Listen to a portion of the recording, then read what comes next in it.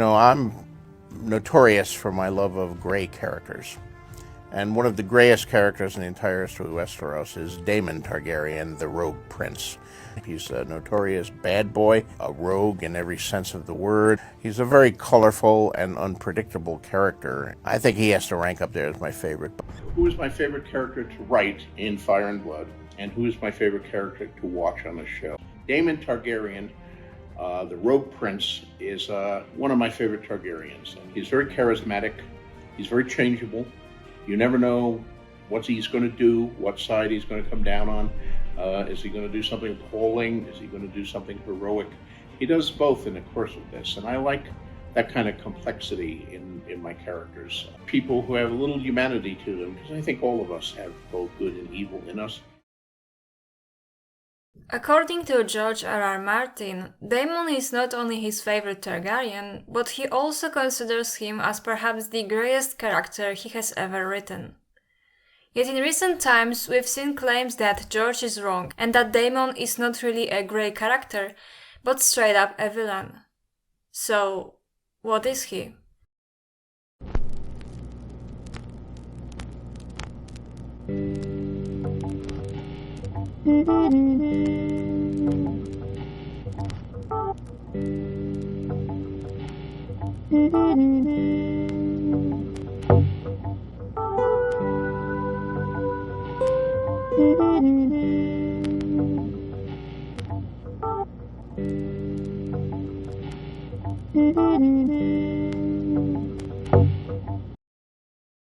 Before we start, remember that if you like my content, like, subscribe and share so that more people can see it.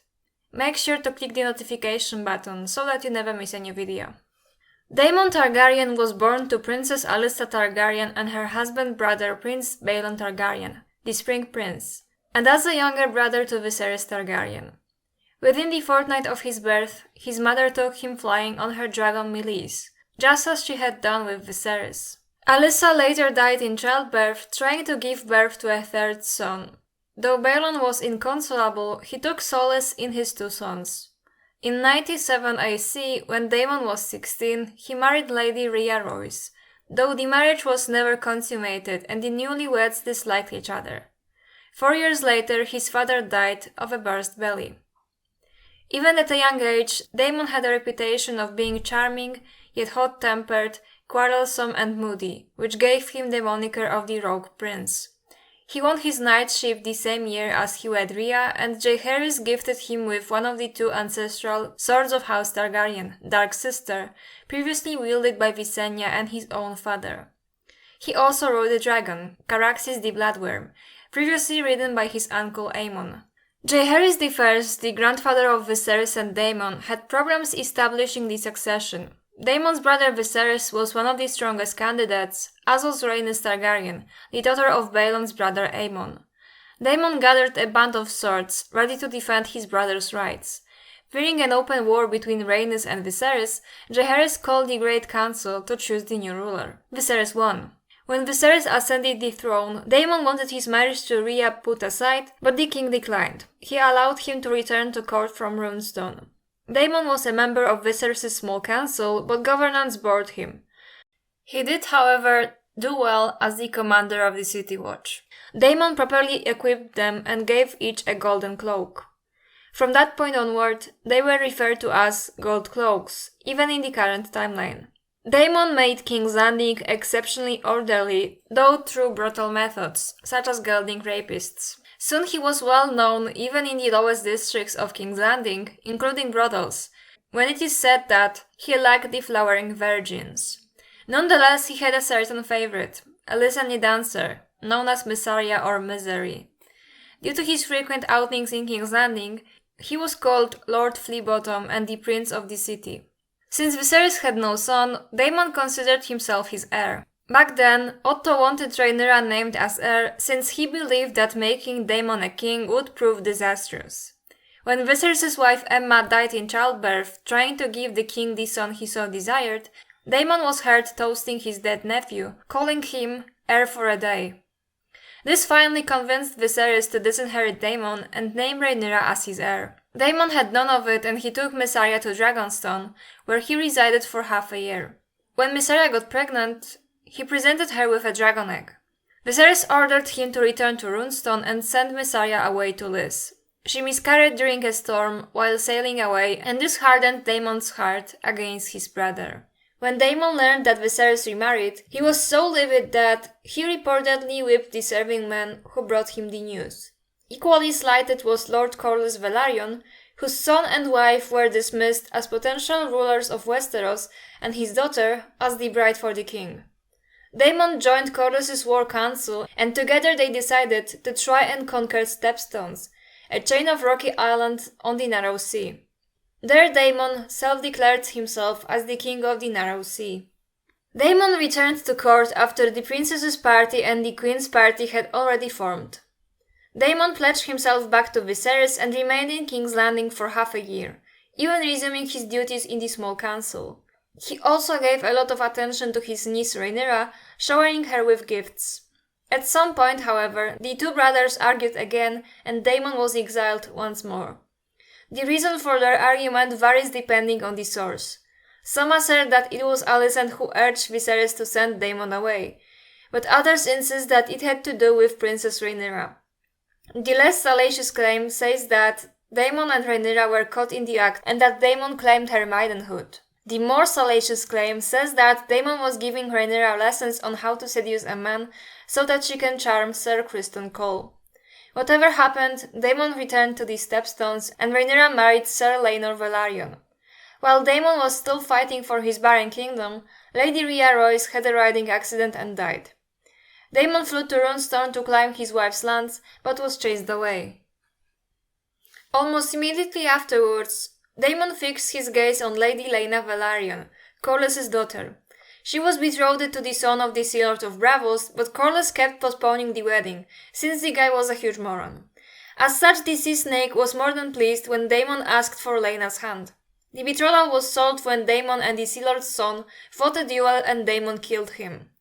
Some say that Daemon's love for Laena was genuine, others insist that since Daemon had no place within the Blacks and the Greens, yet, he chose the third option. Knowing that Viserys will be angry at the marriage, Laena and Daemon crossed the Narrow Sea on their dragons and settled in the palace of the Prince of Pentos, who urged Daemon to resume the struggle in the Stepstones. Laena got pregnant and gave birth to twin daughters, Baela and Rhaena.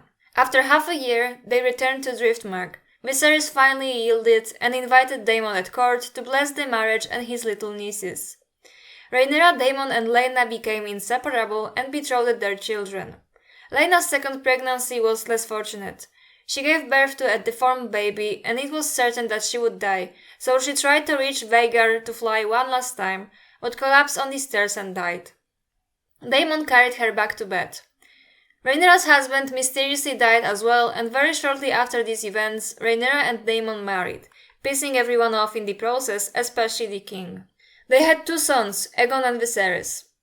When the issue of the inheritance of Driftmark arose, Daemon killed the prime challenger, Vaemond, to defend the rights of his stepson Lucerys and by extension Rhaenyra to the throne. In a last attempt to mend the wedge between the Greens and the Blacks, Viserys organized a feast where Daemon praised his greatest rival, Otto, to fool Viserys into believing that the two factions reconciled.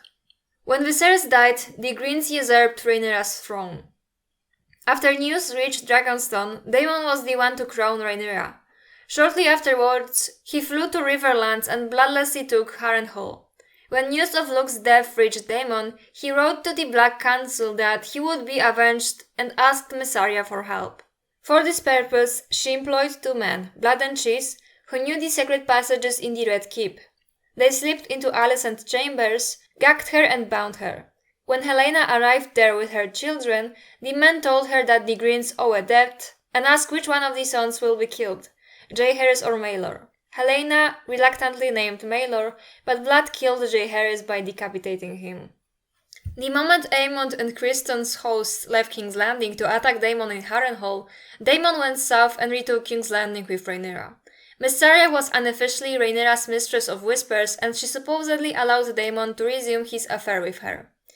Daemon next took Nettles, a dragon seed, to search for Aemond and Vhagar, who were causing trouble in the Riverlands.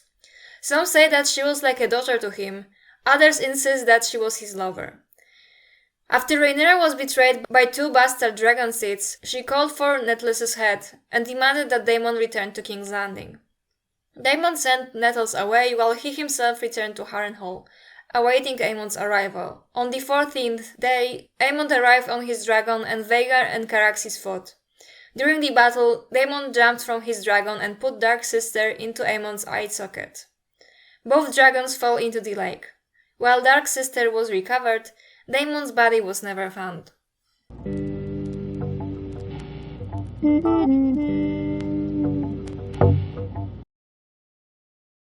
One of the most annoying misconceptions about A Song of Ice and Fire is that there are no villains or heroes in this story and that everyone is a grey character. That could not be further from truth. This story very clearly has heroes and very clearly has completely irredeemable villains. It's closer to say that in this story even good people get their hands dirty, often precisely to achieve something good.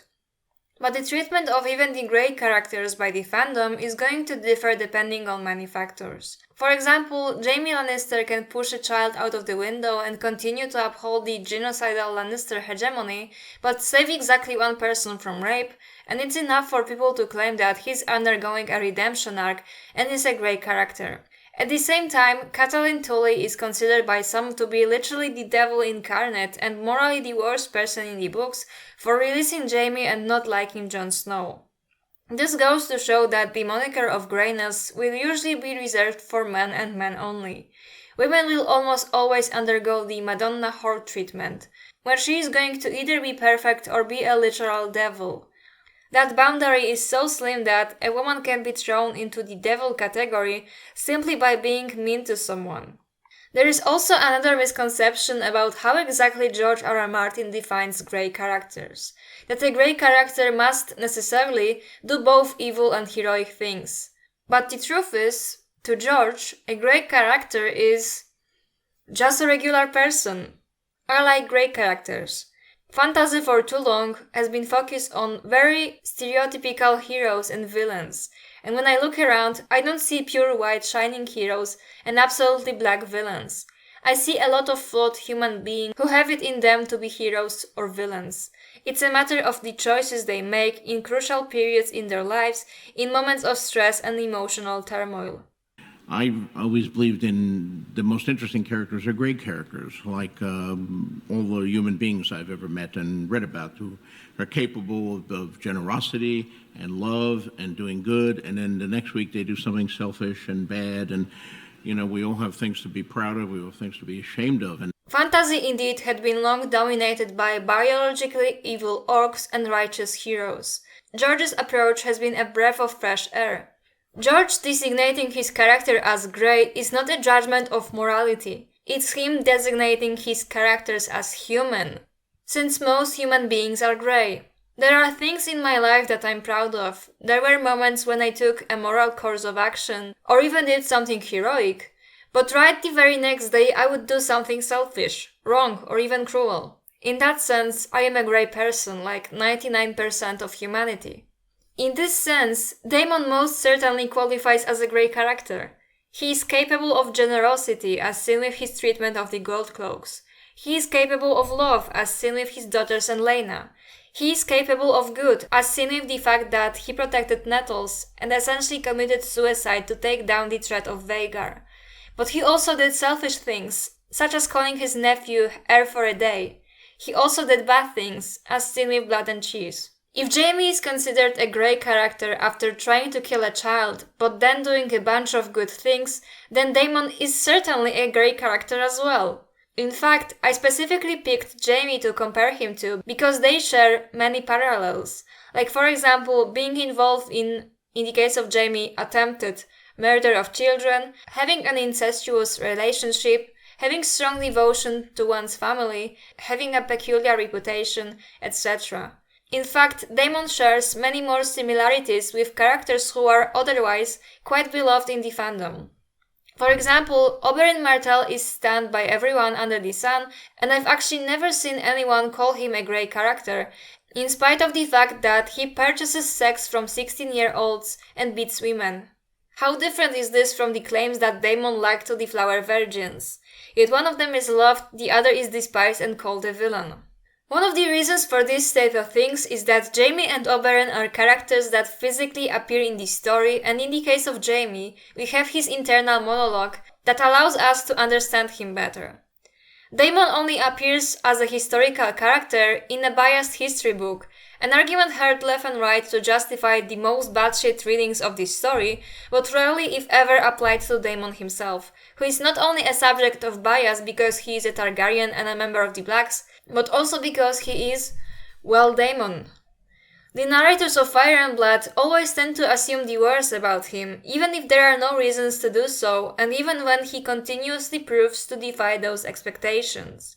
Whenever something bad happens and the perpetrator is unknown, the Maesters immediately assume that Daemon must have had something to do with it. One of such examples was the Great Fire in Harrenhal that killed Lionel and Harwin Strong. Each of the narrators of Fire and Blood has their own candidate for who was responsible.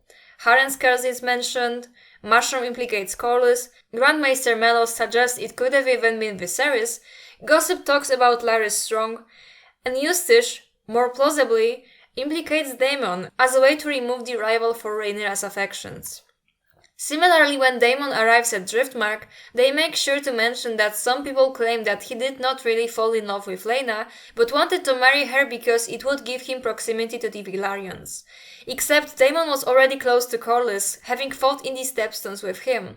The life of a bachelor suited him much better considering his constant warmongering, and the fact that he always wanted to marry Rhaenyra, and that he would join the Black faction sooner or later. When Daemon learned that Laena is betrothed, he could have just as easily said, "Damn the brakes" and leave, but he took effort to ask for a duel and kill the Sea Lord's son to marry her. And their marriage seems truly happy in the books, especially their very tender last moments, which is precisely why this relationship was such a core component of the villainization of Daemon in the show.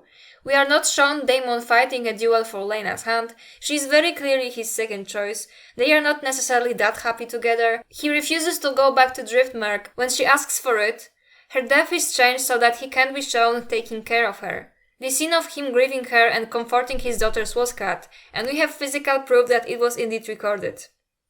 If this relationship was shown how it truly was, then the audience would have a much harder time buying the Daemon villain plot development. This seems to be the core aspect of Daemon's character, his devotion to his family above all else. For example, no matter how many arguments he has with Viserys, he always reconciles with him. And the final proof of Daemon putting his family above everything else is that he gives up the idea of the crown for its sake. Daemon is someone who, for most of his life, clung to the idea of kinghood, first assuming himself to be Viserys' heir, then naming himself the king of the Narrow Sea. But eventually, Daemon is the first to proclaim Rhaenyra as the queen, first to act in war, first to suggest avenging his stepson. I often see people say that if Rhaenyra succeeded without dying, Daemon would never let the strong boys inherit the throne ahead of his trueborn sons, Aegon and Viserys. However, his actions sing a different song. If he did not care about Luke, then he would never have suggested something as horrific as blood and cheese. By the very end, Daemon knew that he would not survive his encounter with Aemond, as demonstrated by the last exchange they had, and yet he chose to pursue it on his own volition, waiting for him in Harrenhal for 14 days. It is certainly not a coincidence that the claims of Daemon not being a grey character, but straight up a villain, rose in prominence after the premiere of House of the Dragon, where Daemon has been significantly villainized, even during the first season, before many of his crimes even happened. The Blacks are full of characters that range from straight-up likable to at least charismatic, and in the show that desperately wanted to balance the scales, the greyest character in the story was made into a designated villain, so that you don't root for the Blacks too much. Did not work as intended, it must be said. For one, the show actually had him kill his first wife in cold blood, mistreat his second wife, ignore one of his daughters, and abuse Rhaenyra physically. As a result, people started projecting the actions of show Daemon onto book Daemon, and hence the claims that he can't possibly be a grey character appeared like mushrooms after the rain. It's quite troubling to see even staunch book fans unable to differentiate between the two incarnations of this character. I don't want to brag, but I'm able to put a hard line between these two. I don't even imagine Matt Smith as Daemon when I'm reading Fire and Blood. And to be honest, I don't even necessarily like Daemon as a character, yet I don't let that influence my reading of him.